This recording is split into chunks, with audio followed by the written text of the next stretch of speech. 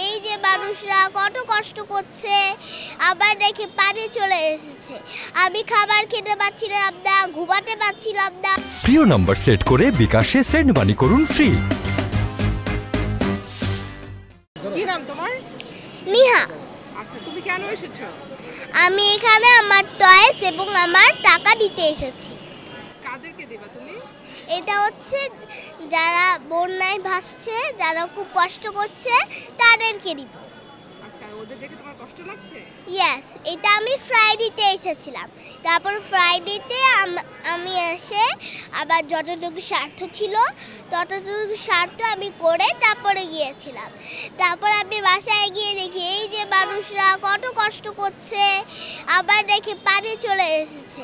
আমি খাবার খেতে পাচ্ছিলাম না, ঘুমাতে পাচ্ছিলাম না, পড়াশোনা করতে পারছিলাম না, আমি কিচ্ছু করতে পারছিলাম না।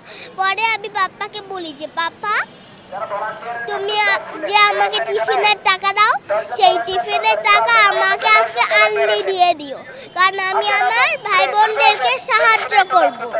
নন বাবা হেসে দিয়ে বলেছে আচ্ছা বাবা ঠিক আছে আমি দিয়ে দিব। এই জন্য আজকে আমার পাপ্পা দিয়ে দিয়েছে। এই জন্য আমি আজকে আমার সব টয়েস নিয়ে এসেছি এবং আমার পাপ্পার দেওয়ার টাকা নিয়ে এসেছি। আগের টাকা ছিল হলো আমার নিজের টাকা, নিজের উপার্জনের টাকা। এটা আমি রেখে দিয়েছিলাম যেন মানুষকে সাহায্য করতে পারি বড় হয়ে। এই জন্য আমি এটা জমিয়ে রেখেছিলাম। পরে দেখি যে মানুষরা খুব কষ্ট পাচ্ছে, এই জন্য আমি সেই টাকাটা এসেছি দিয়ে দেওয়ার জন্য। তুমি টয়েস কাকে দিবা? এই টয়েস হচ্ছে আমি এখানে দেবো যেন বন্যার মানুষদের কাছে চলে যায়।